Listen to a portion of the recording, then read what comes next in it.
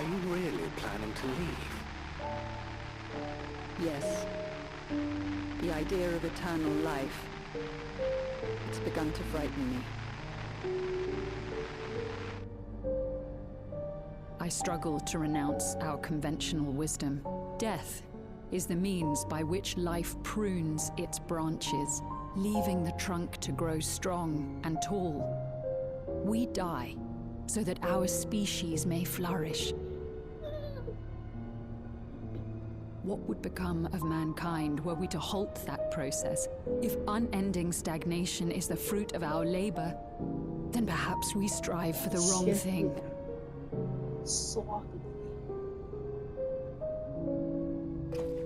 Your argument is a rejection of Master Calyx's vision. I suppose it is. Perhaps such dread would not plague me, were I capable of sharing his perspective on the subject. But I cannot. He and I are too different, in too many ways. I lack his extraordinary genius. I had no illness threatening to cut my life short, no singularity of will to cut away all distractions and focus solely upon research.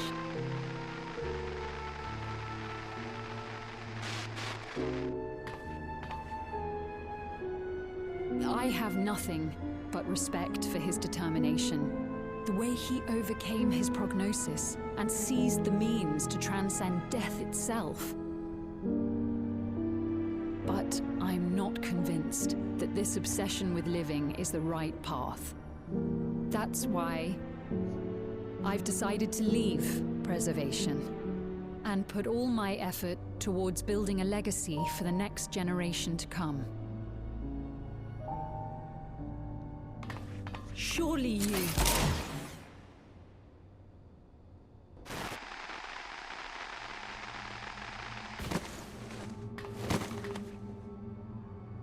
Protocol, you understand. There can be no exceptions.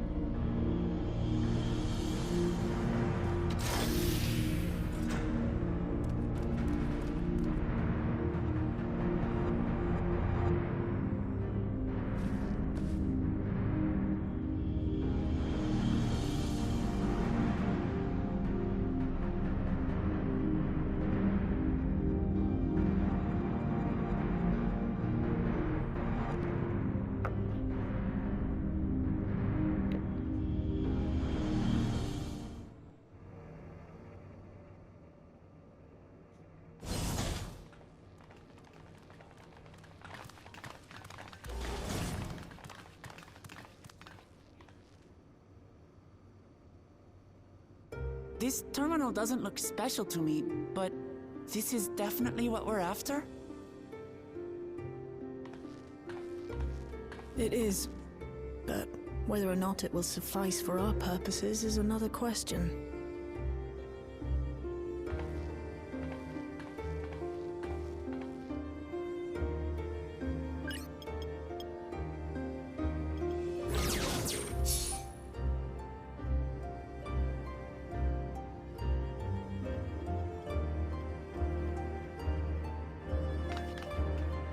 The Endless are created using the memories of the deceased.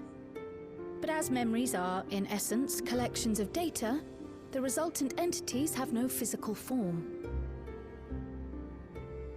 These data entities, as we might call them, have only two methods for interacting with the material world. One of these we saw in living memory, where the Endless are granted temporary bodies through the use of corporeal ether. They become much like solid ghosts that one can see and touch. The other method, which Kafkiwa employed, is the remote operation of a machine. But where do you suppose the Endless are to be found when not inhabiting a physical body? The Endless are memories, and if memories are data, then...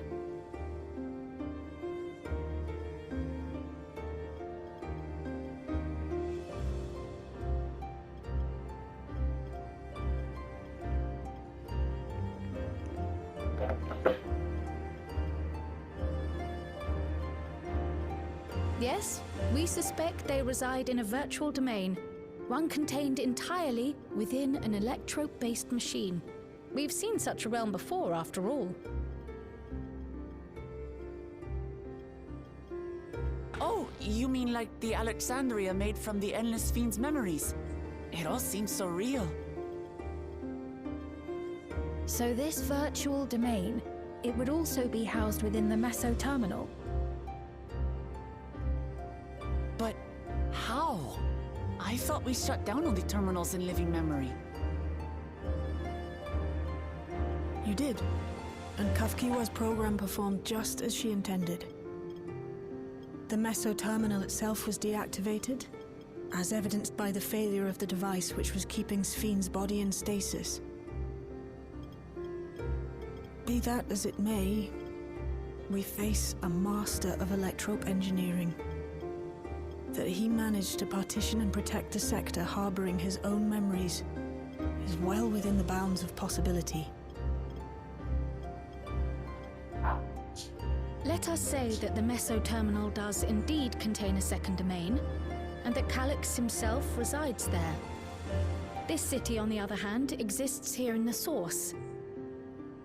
That being the case, I thought perhaps we could prevent his remote interference by closing the gate to the Golden City, and thus severing the connection between worlds. Except I tried to close it once already when I visited living memory. The process required administrative authorization, a restriction I assumed at the time had been imposed by the Queen. But now you think Calyx might be responsible.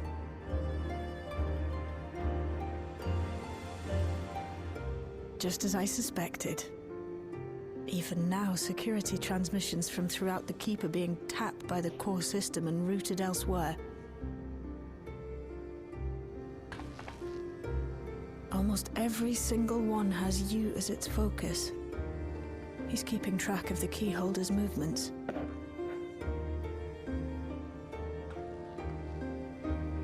Time's up, and what a waste of time it's been.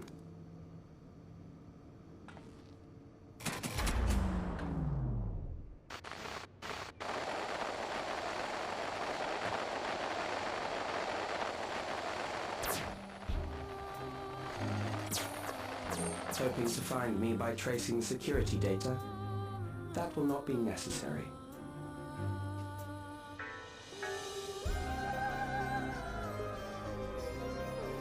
Through a not inconsiderable effort, I've taken your measure and prepared a force sufficient to subdue you.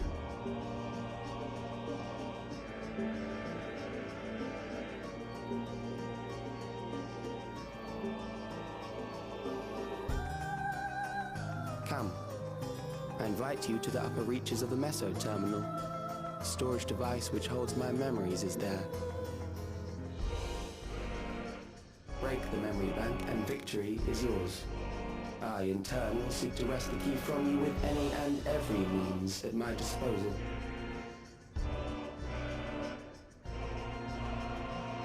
And if we refuse this invitation?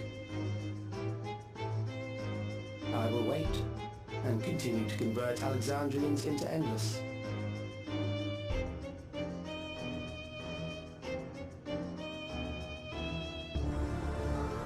Consider the urgency of the situation and make the wiser choice. Answer me one question, Calyx. The Endless Fiend. When she was queen, you had her face an impossible task, then manipulated her into using the key when she was at her most desperate. If you can do all that, then why not whisk it away when her plans went to ruin? Why let it fall into our hands?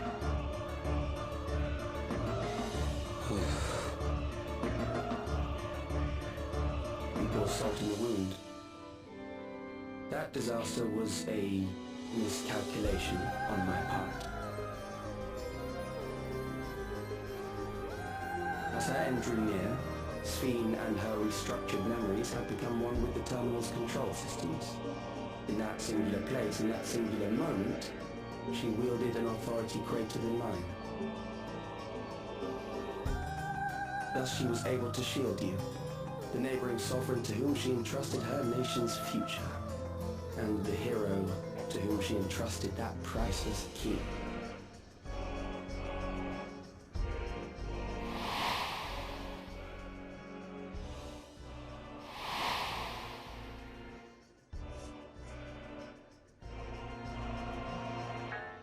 I am unsure to what degree she perceived my presence, but she knew that someone was watching. Does that satisfy your curiosity?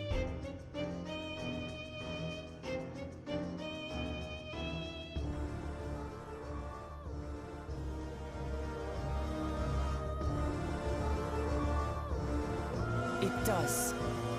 And I'm satisfied that you will take nothing more from this nation. Not one more life, not one more future, not one single smile from another child's face. You hear me?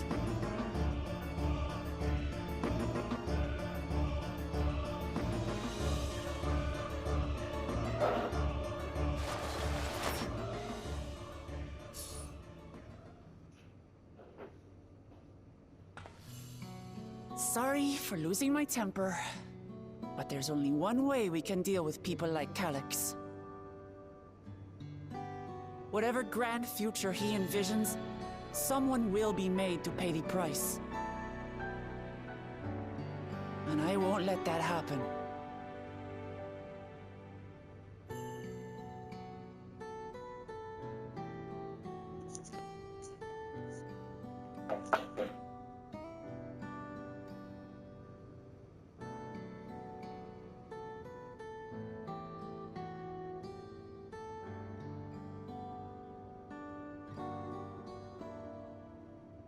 If I may, I realize it is not my place to say this.